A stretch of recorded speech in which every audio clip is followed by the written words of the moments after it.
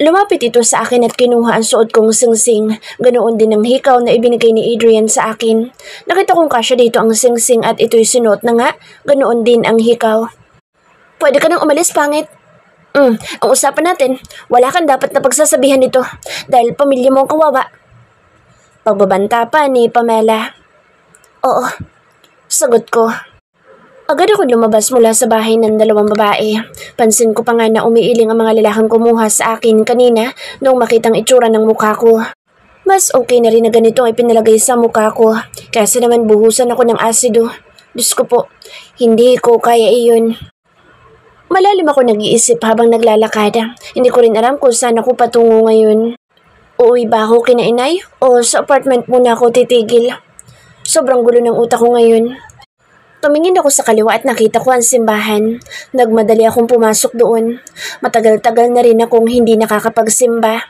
Pumasok ako sa loob ng simbahan. Tahimik akong naupo at nanalangin. Sana ituro sa akin kung ano ang dapat kong gagawin upang malinawan ang aking kaisipan. Ganoon din sa tamang desisyon na gagawin ko. Nang makapagdasal na ako ng taimtim ay lumabas na ako ng simbahan. Kahit papaano gumaan ang pakiramdam ko. Kaya naglakad muli ako dahil alam ko na kung saan ang una kong pupuntahan. Kumunot ang noo ko nang makita ko ang isang ginang. Parang hirap itong maglakad kaya nagmadali akong lumapit dito. Ma'am, ayos lang po ba kayo? Tanong ko rito. Napansin ko rin na namumutla ito at parang hindi makahinga ng maayos. Tulungan mo ko, Iha. Hindi ako makahinga. Nahihirapang sabi nito. Agad kong inalalayan papunta sa hindi mainit na lugar ito. Nang madali din akong humingi ng isang malinis na plastic sa isang tendera. Ma'am, kahit papaano'y makatutulong po ito. Subukan mo pong dito huminga sa loob ng plastic bag. Huminga lang po kayo ng malalim. Saad ko pa. Iha, pasuyo naman ako ng gamot ko. Nandoon sa loob ng kotse ko. Yung kotseng kulay black na sasakyan. Wika nito. Inabot nito ang susi sa akin at mabilis ako lumapit sa loob ng kotse. Madali ko namang nakita ang bag na sinasabi nito. Muli ako lumapit dito at ibinigay ko ang bag sa ginang. Umalis ulit ako upang bumili ng tubig nito. Ma'am, ito po. Wika ko at inabot ang binili kong bottle na may lamang tubig. Mabilis kong kinuha ang dala kong BP monitor sa aking bag. Lagi kong dala ito. Hinintay ko munang makapagpahinga ito ng maayos bago ko ito ibinipi. At nang medyo maayos na ang pakiramdam nito ay sinagawa ko na ang pagbibipi dito. Pansin kong nagulat ito sa aking ginagawa. Ngunit walang salita akong narinig sa ginang. Nakatingin lamang siya sa akin. Okay na po bang paghinga niyo, ma'am? Tanong ko. Tumango ito sa akin at ngumiti. Maraming salamat, Iha. Wika nito. Inumpisahan kong ibipi ang ginang. 140/90. Wika ko. Medyo tumaas din po ang dugo ninyo, ma'am. Kumain po kayo ng gulay, prutas, at low-fat na gatas at saging na may potassium. At napakaganda po nito sa puso, ma'am. Sad ko. Maraming salamat ulit sa iyo, Iha. Nurse ka ba? Opo, ma'am. Pero hindi na po ako nurse ngayon. Bale, mag-apply po akong muli. Tamang-tama, Iha. Dahil naghahanap talaga ako ng private nurse ko. Kung hindi mo mamasamain, gusto ko, ikaw na lang sanang kukunin ko. Saad niya sa akin. Talaga po, ma'am? Maluha-luha na bulalas ko. Yes, Iha. Natutuwa ko sa'yo. Napakabait mong bata. Wika nito. Marami po salamat, ma'am. Wika ko rito. Nagtatanga nga ako rito dahil hindi man lang ito nandiri sa mukha kong pangit. Gawa nang idinikit ko sa aking mukha. Wilma de Vera, ang pangalan ko, Iha. Tawagin mo na lang akong Tito Wilma. Anas ng aking kausap. De Vera? Kamag-anak ba nito si Adrian de Vera? Sana hindi naman. Ako po si Brianna Cortez. Ma'am. Pagpapakilala ko. Nice to meet you, Brianna. Nakangiting saad ni Tita Wilma. I am also glad to meet you, Tita. Sagot ko. Ano, Bri, sasama ka na ba sa akin pauwi? Tanong ni Tita Wilma. Napangiti ako dahil Bri ang tawag nito sa akin. Sige po, Tita. Sagot ko. Nakita kong meron itong tinawagan at narinig kong magpapasundo na lang daw kami. Napangiti ito sa akin. Nandun pala yung anak ko sa bahay. Kararating lang daw niya. Mukha nga raw mainit ang ulo. Wika na Tita Wilma. Huwag mong mamasamain ang tanong ko ha. Ano nangyari sa mukha mo? Bakit sunog ang kabila? Hindi ako makapagsalita sa tanong ni Tito Wilma. Hindi ko alam kung sasabihin ko ba ang totoo o magsasinungaling ako. Ayos lang, Bri. Kung hindi mo sagutin. Wika nito sa akin. Biglang may tumigil na sasakyan sa harap namin. Nakita kong bumaba ang dalawang lalaki. Ma'am, magalang na wika ng dalawang lalaki. Ikaw na bahala sa kotse ko, Abel. Wika nito sa isang tauhan siguro. Let's go, Iha. Pagyaya sa akin at Tito Wilma. Sumakay kami sa kotse nito. Hindi ko alam kung ano mangyayari sa akin sa poder ni Tita Wilma. At sana, gabayan niyo po ako. Tingin ko naman ay mabait ito pero bakit kaya ako kinakabahan ng sobra? Pumasok ang sasakyan sa napakagandang bahay. Ang yaman pala na Tito Wilma. Agad kami bumaba ng sasakyan ngunit biglang kumunot ang noo ko nang makita ko ang pamilyar na kotse. At lalong lumakas ang kaba ko nang mamataan ko ang isang tauhan ni Adrian. Anak ng teteng, anong ginagawa ng tauhan dito ni Adrian? Kaya naman inayos ko ang balabal sa ulo ko at tinabunan ng makinis kong mukha. At ang inilabas ko lang ay yung dinikitan ko ng balat na pangit na sunog. Asan ang Lord Adrian nyo? Tanong ni tita sa isang tauhan nito. Nandun po sa kwarto niya, ma'am. Magalang na sagot ng tauhan ni Adrian. Ihatid muna kita sa silid mo. Magpahinga ka na muna. Wika ni Tita Wilma. Sige po, tita. Tugon ko. Agad akong dinala ni tita sa aking magiging silid at pagpasok sa loob ay agad akong napasandal sa likod ng pintuan nang makapasok sa loob ng silid ko. Anong ginagawa dito ni Adrian? Adrian, anak, bakit ngayon ka lang pumunta ha? Narinig kong tanong ni Tita Wilma. Mom, marami lang po akong trabaho ngayon. Sorry po, ma'am. Sagot naman na lalaki. Walang iba kundi si Adrian nga. Kahit hindi ko ito nakikita ay alam kong siya iyon kahit na boses pa lang ang aking naririnig. Oh, bakit ganyan ang mukha mo, Adrian? Meron ka bang problema, anak? Tanong ni tita. Wala akong narinig na salita kay Adrian. Lord, nasa Bartolina na po yung dalawa at yung isang kapatid ay nahabol pa nila Apple at Jason. Dinig kong wika ng tauhan ni Adrian. Huwag hayaang makatakas ng tarantado. Galit na wika ni Adrian.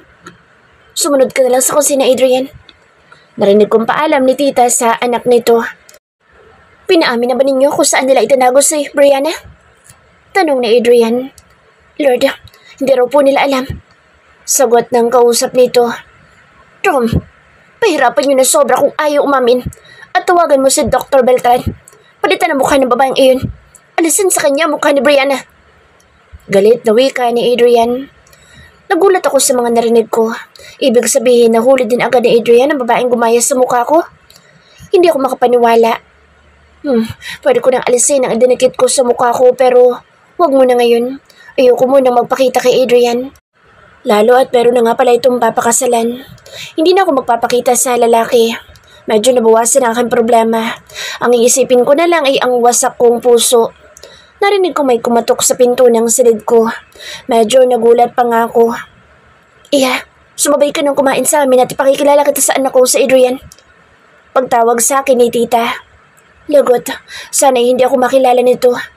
Sabagay, ang pangit ang itsura ng mukha ko. Baka nga mandiri pa ito sa akin. Binuksan ko ang pinto. Agad na hinila ang kamay ko ni Tita Wilma upang bumaba at ipakilala raw sa anak nito. Naku, kung alam mo lang tita, na matagal ko nang kilala sa Adrian. Inayos ko ang balabal na nakalagay sa ulo ko. Ang inilabas ko lang ay ang pangit kong mukha. Nakatago ang isa kong makinis na pisngi. Pumasok kami ng kusina. Nakita ko si Adrian na naghihintay sa pagkainan. Adrian, iyo? Ito ang sinasabi ko sa iyo bago kong private nurse. Alam mo bang kung hindi dahil sa tulong niya ay wala ka na sanang ina ngayon? Wika ni tita. Bri, iya, siya ang nag-iisa kong anak, si Adrian. Pagpapakilala ni tita sa amin, pinalit ko ang boses ko. Good afternoon po, sir. Magalang na pagbati ko. Pansin ko nakatingin ito sa akin at nakakunot ang noo. Wala akong narinig na sagot nito. Tumango lang ito. Umupo ka na, iya. Huwag mo nalang pansinin ang anak ko. Masungit talaga iyan. Hinihintay ko nga mag-asawa iyan para naman mabigyan na ako ng apo.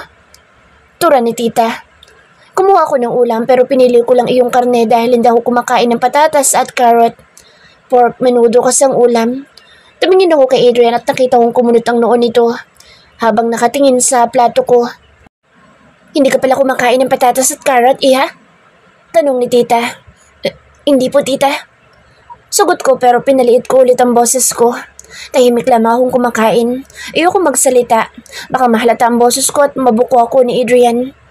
Adrian, anak, alis ka rin ba ngayon? Tanong ng ina nito. Baka hindi po muna.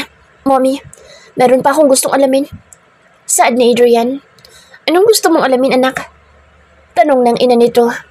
Sa akin na lamang po yun, Mommy. Wika ni Adrian. Tumango na lamang ang ginang at muling nagpatuloy sa pagkain. Iha, damihan mong kumain at huwag ka mahihiya sa amin ng anak ko. Mommy, pwede ko bang mahiram ang private nurse mo? Magpapamasahe sana ako sa buong katawan. Ang sakit-sakit kasi ng katawan ko. Wika ni Adrian. Shit. Anong problema na lalakang ito? Hindi ba ito nandidiri sa mukha ko at may gana pong magpamasahe sa akin? Adrian, kausapin mo si Brie kung papayag siya. Pwede ba ako magpamasahe sa'yo ng buong katawan ko, miss? Tanong ni Adrian sa akin. Pwede naman po, sir. Kabadong sagot ko rito. Good. Mahina nitong bigas ngunit narinig ko pa rin. Tumayo ito at tumingin sa akin. Ipapatawag na lang kita mamaya, miss. Wika ni Adrian. Agad na lumabas na ito ng kusina. Doon lamang ako nakahinga ng maluwag. Nagmadali akong pumasok sa silid ko upang maligo. Ano kaya susuotin kong damit? Kailangan mahaba upang hindi ako makilala ni Adrian. Kinuha ko ang mahabang duster sa bag ko na aking dala. Mabuti na lamang at meron akong dala nito. Hindi ko pa naman ito na isusuot sa bahay ni Adrian. Nagsusuklay na ako ng buhok ko nang merong kumatok sa pinto ng silid na tinutulugan ko. Miss, pinatatawag po kayo ni Lord. Agad kong binuksan ang pinto at nagulat pa nga ako nang makita ko ang tauhan ni Adrian. Sige, susunod na ako. Sagot ko. Inayos ko ang balabal na nasa aking ulo. Baka kasi makita ni Adrian ang kabila kong pisngi ay mabuko ako. Lumakad na ako patungo sa silid ng lalaki. Pagtapat sa pinto ay marahan akong kumatok. Pinapasok naman ako ng lalaki. Pagpasok sa loob ng kwarto nito ay nakita ko itong nakadapa sa kama at nakasuot lamang ng boxer. Shit, bakit nakaboxer ito? Lumapit ka sa akin. Nang masimulan mo na ang pagmasahe sa likod ko. Sumasakit kasi kahapon pa ito. Kinakabahan naman ay napilitan ako lumapit dito at inilapat ko ang mga kamay ko sa malapad nitong likod. Napaungol ito, kaya bigla akong inalis sa mga palad ko sa likod nito. Bakit inalis mo agad ang kamay mo sa likod ko? Nag-uumpisa ka pa lang, di ba? Inis na wika nito. Sir, sorry po. Hindi po pala ako marunong magmasahe. Saad ko. Nagmamadali ako lumapit sa pinto para lumabas na ngunit biglang naglock ang pinto kaya hindi ko tuloy yun nabuksan. Lumingon ako kay Adrian. Nakita ko nakangisi ito habang papalapit sa akin. Sir, pupunta na po ako ng silid ko. Inaantok na po ako. Kabadong paalam ko rito. Masyado ka naman nagmamadaling pumunta ng kwarto mo. Dito ka muna. Maglalaro muna tayo. Ano bang gusto mong laro? Bahay-bahayan? Baliw na tanong nito. Sobrang bilis ng mga pagkilos nito. Agad ako nahawakan sa aking bawang. Kaya naman nagpupumiglas ako mula sa mahigpit na pagkakayakap nito. Nagulat ako nang hilahin ang balabal ko sa aking ulo. Ganon din ang suot kong salamin sa mata. Pansin kong umiling ito. Kahit anong pagpapapangit ang gawin mo sa sarili mo, makikilala pa rin kita. Yum, my sweet. Bulong nito sa akin. Hindi ako makapagsalita sa sinabi nito. Paktay na. Nakilala na ako ni Adrian. Dahan-dahan lumapit ang kamay nito patungo sa mukha ko at pagkatapos ay inalis ang nakadikit doon. Nang tuloy ang maalis ang nakalagay sa mukha ko ay marahan itong hinaplos ni Adrian. Magbabayad sila ng mahal dahil sa pagnakaw ng mukha mo. Bulong sa akin ni Adrian. Adrian. Tanging bulong ko. Sa buong maghapon, ang dami agad nangyari sa akin. Pero mabuti na lang at nalaman agad ni Adrian ang totoo. Parang gusto kong maluhas sa mga nagaganap sa akin. Lumapat ang labi ni Adrian sa labi ko. Manayad ang paghalik na ibinigay ni Adrian sa akin. Hindi naglaon ay gumapang ang mainit na labi niya sa leeg ko. Gusto ko mapahiyaw ng malakas ng walang babalang hinila. Ang damit ko at tuluyang napunit ito. Kaya nalantad sa harap nito ang katawan ko. Hindi ako papayag na mawala kang muli sa aking paningin. Kung kinakailangan kulong kita, gagawin ko yan. Bulong nito sa akin. Bigla akong binuhat ni Adrian at inihiga sa kama. Agad na pumatong sa ibabaw ko at doon ay inangkin ako. Sobrang mahal na mahal ko na si Adrian. Sana'y makaya ko kung sakaling bigla na lang akong paalisin nito sa buhay nito. Gagawin ko nararapat. Hindi ko hahayaang maulit ito. Bulong nito pero alam kong galit pa rin ito. Hindi na lamang ako nagsalita. Pumikit ako ng mga mata at tuluyan ang nakatulog. Adrian, anak, gising na bang asawa mo? Narinig kong pagtawag ni Tito Wilma sa labas ng pinto ng silid ni Adrian. Bigla ako nagmulat ng mga mata. Sinong asawang sinasabi ni tita? Tulog pa, Mommy. Sigaw ni Adrian. Tumingin ako kay Adrian. Nakatalikod siya sa akin. Sinilip ko kung anong ginagawa. Nakita kong hawak nito ang laptop. Tumingin ako sa katawan ko. Meron na akong suot na damit. Nilagyan pala ako ni Adrian ng damit kagabi, kaya naman kinilig naman ako. Lumingon siya sa akin pero hindi ko ito pinansin. Masakit pa rin ang jaw ko kahit ilang beses na merong nangyari sa amin ni Adrian. Sobrang laki naman kasi ng sawa nito. Tapos hindi ako tinigilan kagabi. Parusa daw niya sa akin iyon dahil matigas ang ulo ko. Hinila ko nito sa bewang at mariing hinalikan. Good morning. Magpalit ka na ng damit at kanina pa naghihintay sa mommy. Bulong nito. Tumayo ako upang magpunta sa silid ko. Nandoon kasi ang bag ko. Yam, saan ka pupunta? Tanong nito. Nandun ang damit ko sa kabilang silid. Saad ko. Nandito na ang bag mo. Tumango ako dito at pumasok na ng banyo. Tumapat ako sa shower. Gumanda ang pakiramdam ko nang mabasa ang katawan ko ng tubig. Bigla ako napalingon nang bumukas ang pinto ng CR at nakita ko sa Adrian na pumasok. Wala na rin itong saplot sa katawan. Adrian, bakit pumasok ka agad? Naliligo pa ako. Reklamo ko rito. Hindi siya nagsalita at tuluyan na lumapit sa likuran ko at yumakap sa bewang ko. Sabay na tayong maligo. Huwag ka mag-alala. Wala akong gagawin na hindi mo magugustuhan. Bulong nito. Shit ka talaga, Adrian. Pero nakita ko ang pagngisi nito sa akin. Dress lang ay sinuot ko. Nakita kong tapos na rin magbihis ang lalaki. Let's go yun. Pagyaya nito. Hinawakan nito ang bewang ko habang palabas kami ng silid. Bigla tuloy akong kinabahan. Nakakahiya kay Tito Wilma. Oh my gosh. Totoo nga sabi ni Adrian? Bulalas ng ina na lalaki. Nagulat ako nang bigla akong yakapin nito. Welcome to my family. Masaya ako dahil ikaw naging asawa ni Adrian. Wika ni tita. Sorry po tita kung hindi ko agad nasabi sa iyo ang totoo. Wika ko. Mommy ang itawag mo sa akin iha. At sinabi na sa akin ni Adrian ang lahat. Wika nito. Mommy, nagugutom na kami. Wika ni Adrian. Kaya naman niyaya na kami sa kusina. Pansin kong may mga pagkain na ang nakahain. Kayo na lang hinihintay. Wika ng ina ni Adrian. Nakasimangot sa Adrian nang hindi ako ang naging katabi nito sa upuan. Nakita ko pa nga ang ising mapang-asar ni Tito Wilma sa anak niya. Nilagyan ni Adrian ng pagkain ng aking plato, ganun din ng ulam. Nagbigay pa nga ito ng babala na kailangang ubusin ko raw. Tumingin ako rito, ngunit nakasimangot pa rin ito. Anong problema ng lalaking ito? Biglang narinig kong tumunog ang cellphone nito kaya agad na tumayo ito. Pero bago lumabas ng kusina ay meron itong ibinulong sa akin. Humanda ka sa akin. Bulong pa nito. Nakita ko ang ina ni Adrian na papalapit sa lamesa.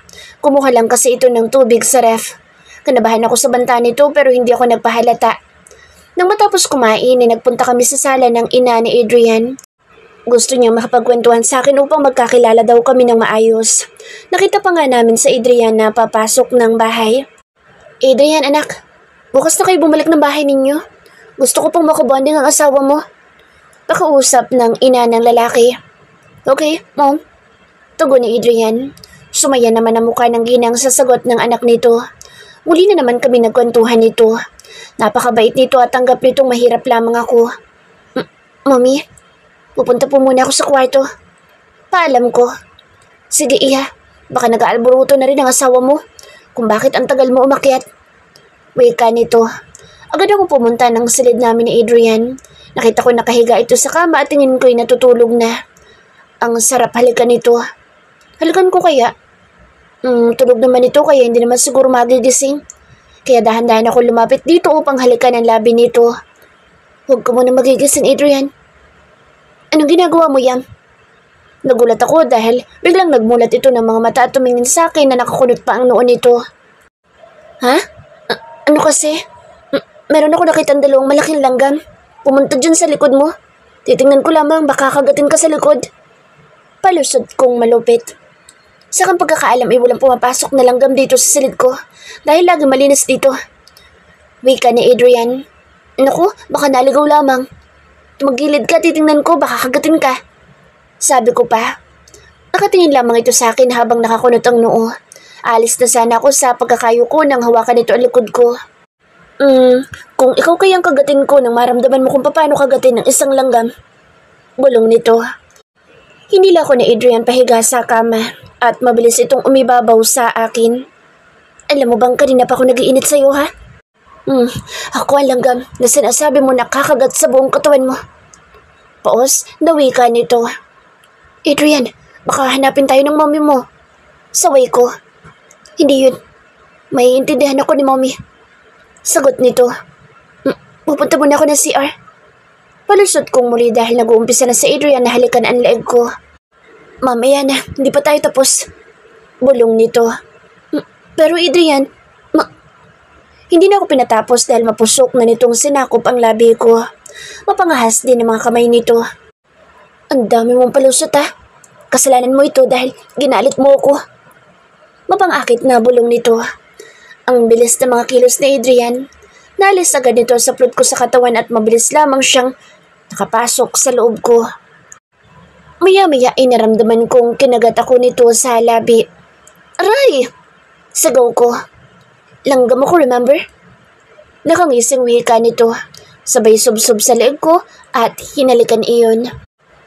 Babangon na sana ako nang pigilan ako ni Adrian at mahigpit na niyakap ang bewang ko. Adrian, babangon na ako. Wika ko. Mamaya na. Hindi pa ako tapos langgamin ka. Bulong nito. Pinalo ko ito sa braso. Ang dami mong alam, Adrian.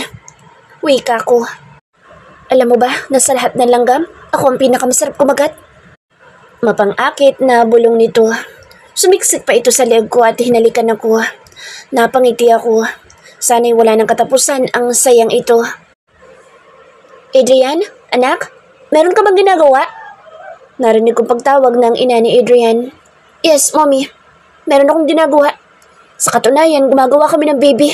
Hindi ako makabangon at hindi ko na ito pinatapos sa sasabihin nito. Mabilis kong tinakpan ang bibig nito dahil iba ang lumalabas doon. Nakakahiya sa ina nito. Diyos ko po. Ganun ba anak? Sige, na magkaroon ako ng apo. Narinig ko pang sabi ni Tita Wilma. Masamang tingin ang binigay ko rito. Ramdam kong hinalikan nito ang palad ko dahil nakatakip pa rin ang bibig nito. Kaya mabilis kong inalis sa bibig nito ang palad ko. Nakangisi lang ito sa akin. Tumagilid ulit ito at yumakap sa akin ng mahigpit at nakita ko itong pumikit ng mata. Maya-maya pa'y bumangon na kami upang maghanda para sa pagbabalik sa bahay nito. Sabay kaming bumaba upang magpaalam sa ina nito. Mag-iingat kayo sa biyahe. Wika ng ina ni Adrian. Ngumiti muna ako rito. Thank you po. Wika ko. Lumapit ito sa akin at mahigpit akong niyakap. Ikaw nang bahala sa anak ko. Minsan masungit yan. Bulong nito. Mommy, resta kami. Meron akong pinapupuntang nurse dito. Saad ni Adrian. Sige, ako nang bahala sa kanya iho. Dumalaw naman kayo ng madalas dito, anak. Wika ulit ni Tita Wilma. Sige, mommy. Pag may time ako. Sagot ni Adrian. Lumakad na kami sa kotse at agad akong pumasok sa loob. At ganoon din sa Adrian. Lumapit ito sa akin at tinawakan ako sa bewang. Art, ilan pa sila? Narinig kong tanong ni Adrian. 2 na lang, Lord. Sagot ng driver. Wala akong narinig ng salita ni Adrian. Naramdaman ko na lang na inaamoy nitong buhok ko. Hindi ko na lang ito pinansin. Ang bango. Bulong nito sa may tenga ko. Umiiling na ako sa kalokohan nito. Mabilis kaming nakarating sa bahay nito at bumaba ako ng kotse. Nakita ko si Apple na nakangiti sa akin. Pumasok kami sa kabahayan. Nagulat pa nga ako nang may biglang may tumili. Love! Sigaw ni Amor. Nagmadali itong yumakap kay Adrian. Bakit ngayon ka lang? Ilang araw kang hindi umuwi, love.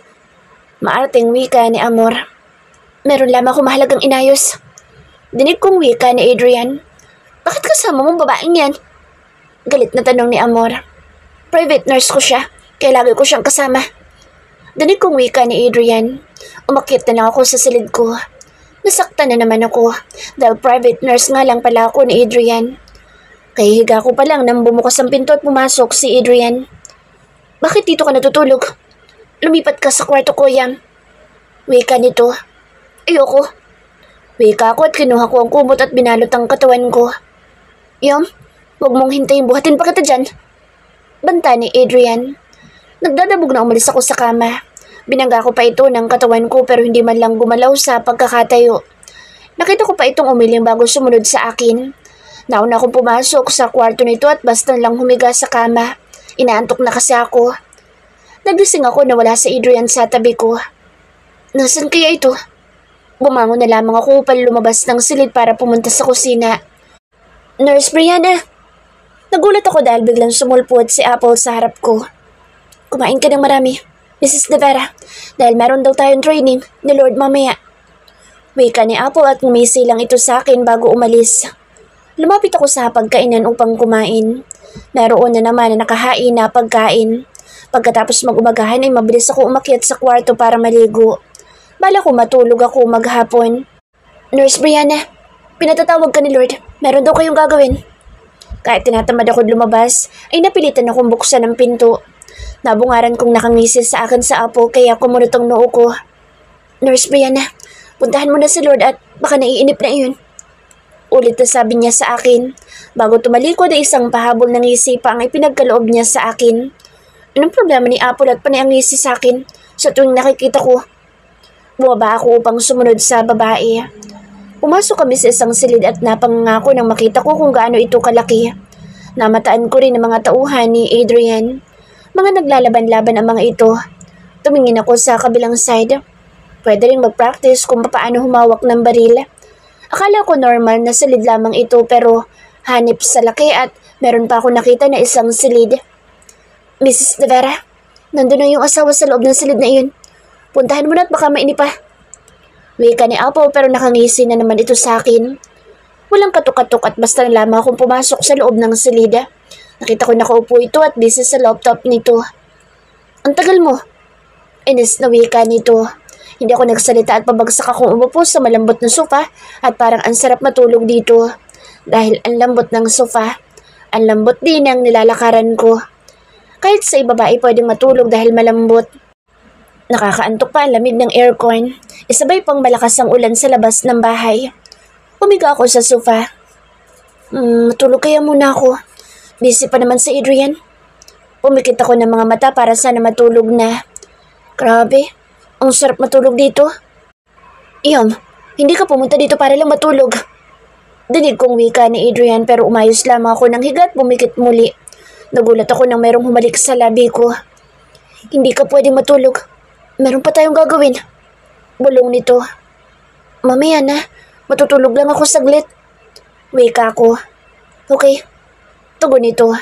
Pero nagulat ako nang bigla nitong ipasok ang kamay nito sa loob ng damit ko. Adrian, anong ginagawa mo? Tanong ko. Ano sa tingin mo? Alangan naman na panoorin na lang kita habang natutulog. Siyempre, kailangan may gawin din ako, di ba? Nakangising tanong nito. Mabilis akong bumangon at lumayo dito. Masamang tingin na binigay ko sa binata. Magsimula na nga tayo. Ano bang gagawin natin? Asik ko. Tumayo ito at tumingin sa akin. Kala ko ba matutulog ka? Tanong nito. Nawala ng antok ko. Wika ko. Paano ba yan? Meron pa akong gustong gawin sa'yo. Wika nito. Nakita kong papalapit ito sa akin kaya mabilis kong kinuha ang maliit na unan at pinagbabato ko rito. Kaso nakakailag naman ito. Adrian, isa! Bilang ko pa. Nakangisi lamang ito. Nagulat ako na lumapit ito at bastan lang akong buhatin at mariin akong hinalikan sa labi. Okay, let's start now. Bulong nito at binaba ako. Kailangan mong pag-aralan ang paggamit ng self-defense. Kailangan na kaya mo rin ipagtanggol ang sarili mo. Wika nito. Tumingin ako sa labi nito habang nagsasalita. Ang sarap halikan. Bumaba rin ang mata ko sa Adam's apple nito. At mas bumaba pang muli ang mata ko sa dibdib nitong malapad at sa tiyan nito na hanip naman sa abs. Napakagatlabi tuloy ako. Yum, nakikinig ka ba? Galit na ani Adrian. Bigla tuloy ako napatalon sa kabiglaan dahil sa paghiyaw nito. Narinig mo ba mga sinabi ko, Yum? Tanong ulit nito. Oo naman. Nakikinig ako. Sige, ituloy mo na ang mga sinasabi mo. Wika ko. Kung nakikinig ka, ano mga sinabi ko, Yum? Galit na tanong nito. Sabi mo, kailangan kong pag-aralan ng paggamit ng self-defense. Sabi ko. Ano pa mga sinabi ko? Marami ako sinabi, Yum. Hindi lang yun. Ha? Meron pa ba? Akala ko yun lang sinabi mo eh.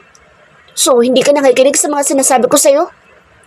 Nakikinig ako Medyo nabingi lamang ako ng konti. Ulit na lang pwede. Bukas, maglilinis na ako ng tenga ko. Baka kailangan na linisan. Palusot kong malupit.